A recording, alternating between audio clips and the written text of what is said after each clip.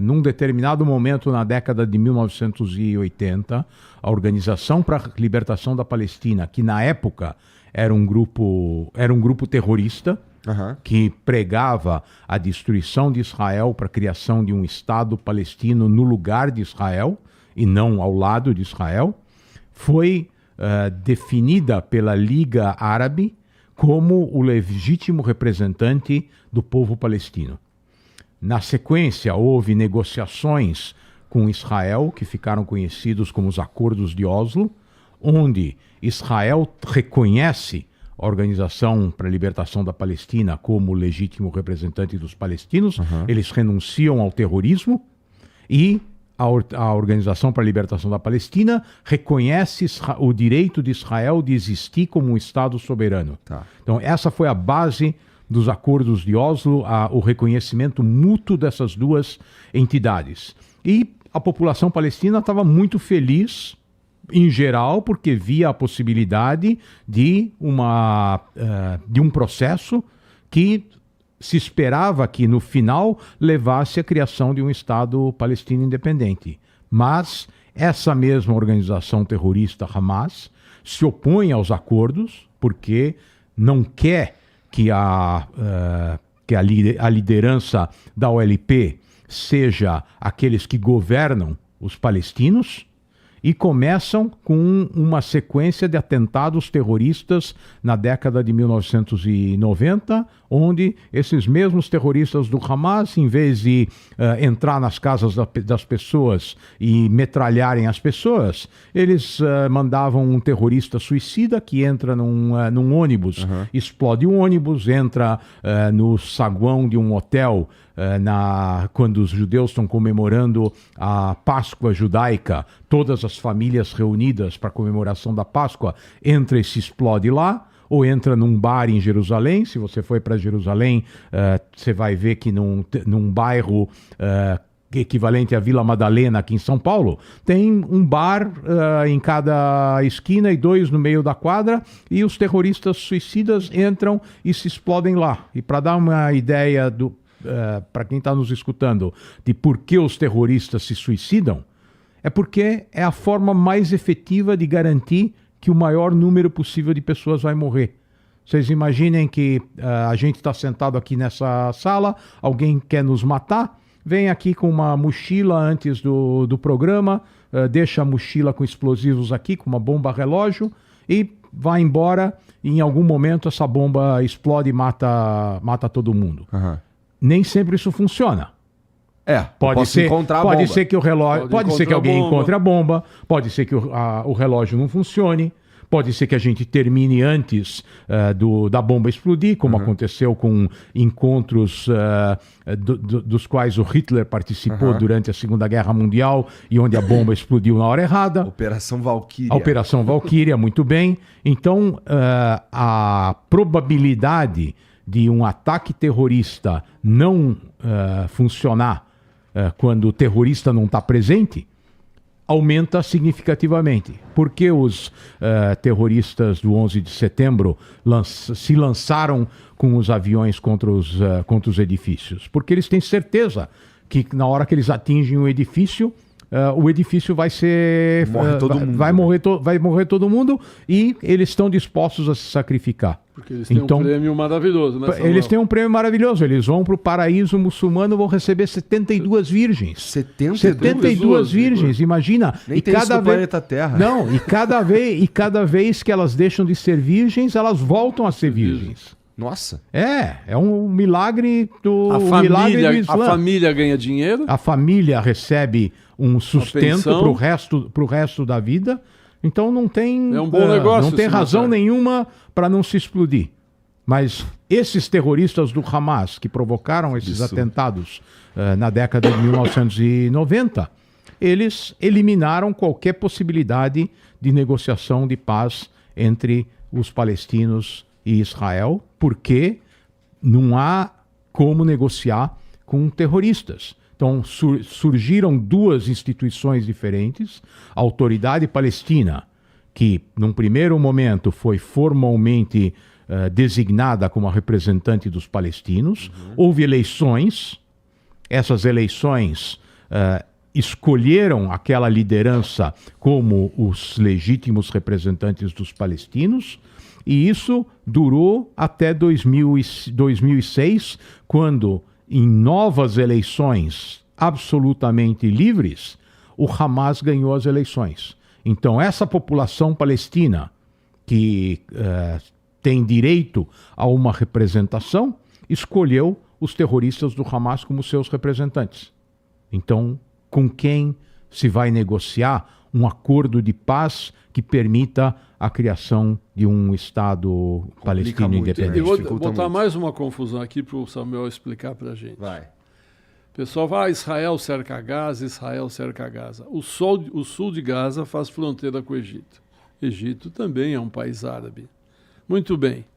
Agora está se tentando tirar, pelo menos as mulheres e as crianças palestinas da faixa de Gaza, mas por Israel é claro que é impossível.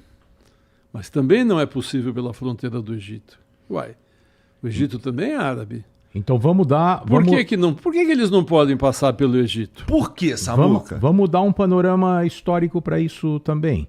Quando o Estado de Israel é criado, eu mencionei, os países árabes vizinhos todos atacam Israel com o objetivo de impedir a criação de um Estado judeu e de exterminar a sua população. Qual é o intuito dos países árabes, além de impedir a criação de um Estado judeu? Todo mundo acha que os árabes são os aliados dos palestinos e se engajaram na guerra para ajudar os palestinos a criarem um Estado no lugar de Israel.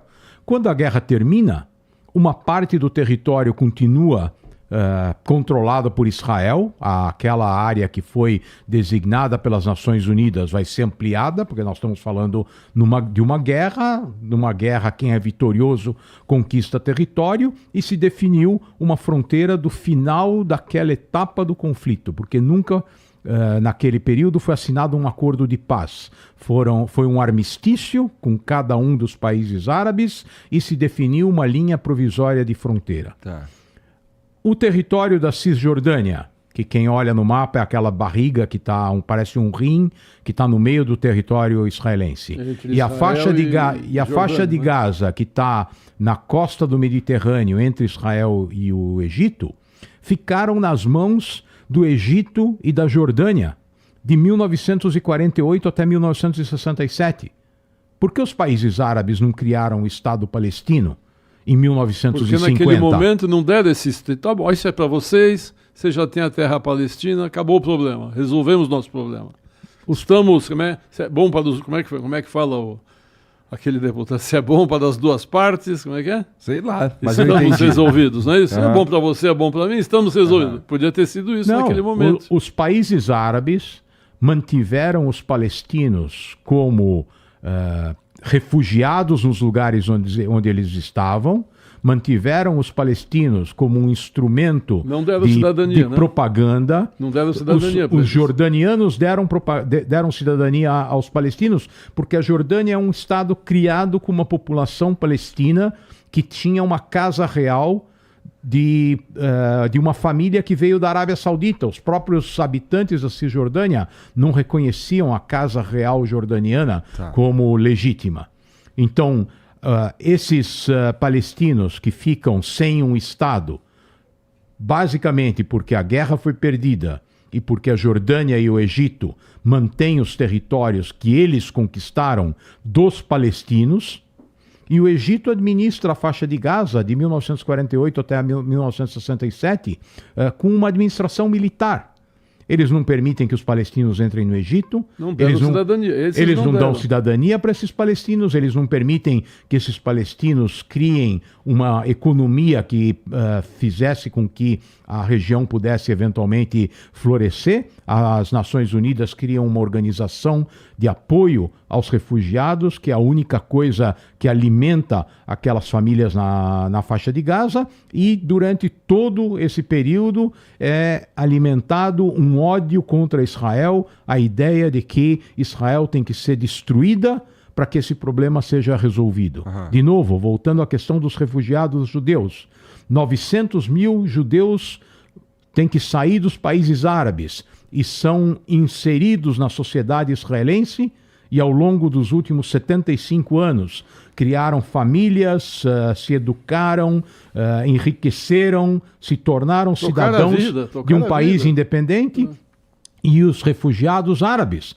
foram mantidos como um instrumento de propaganda pelas sociedades árabes ao redor do mundo. Canhão, Por que o Egito não permite que eles saiam de Gaza e vá para o Egito?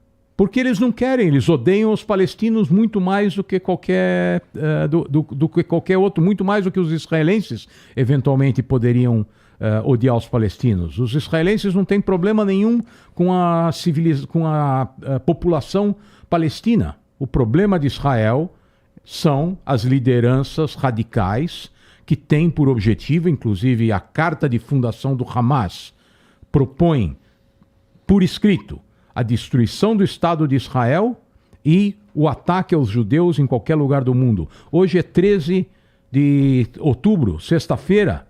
O Hamas anunciou essa semana que hoje é o dia em que todos os muçulmanos no mundo inteiro deveriam matar todos os judeus que eles encontrassem. Tem muitas cidades ao redor do mundo onde as crianças judias hoje não puderam ir para a escola, porque há um alerta policial dizendo que há uma ameaça terrorista. Eu ouvi hoje de manhã na CBN que um diplomata israelense foi esfaqueado, eu não me lembro agora, numa cidade na China, e o ignorante do apresentador, ele diz: ainda não sabemos quais são as motivações do atacante. A motivação é a declaração do Hamas de que os judeus devem ser atacados. Essa é a motivação, não precisa procurar muito.